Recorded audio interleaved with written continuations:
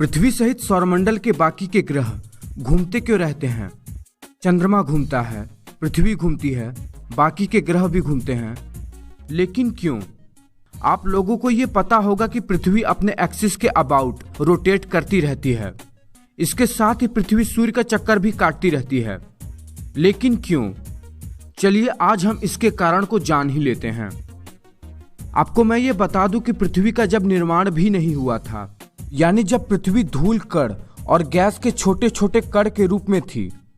मैं बात कर रहा हूं गैस के उस विशाल बादल का जिससे पूरे सौरमंडल का निर्माण हुआ था।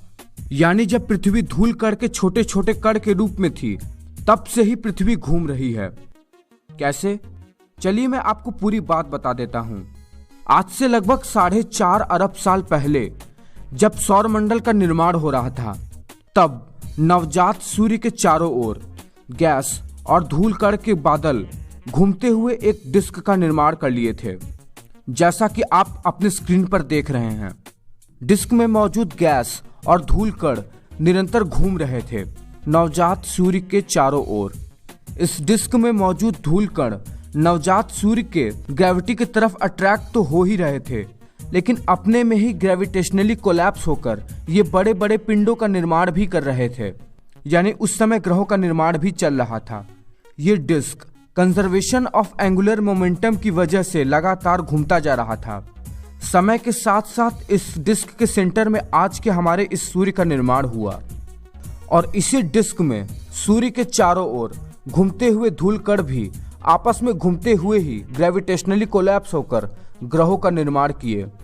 मैं आपको ग्रहों के निर्माण और तारों के निर्माण के बारे में पहले बता चुका हूँ, वो वीडियो आप देख लीजिएगा। अब आप यहाँ ध्यान दीजिए। जैसा कि मैंने आपको बताया है कि डिस्क में ग्रह घूमते हुए पैदा हुए, यानी उनका निर्माण ही अपने एक्सिस के अबाउट घूमते हुए हुआ।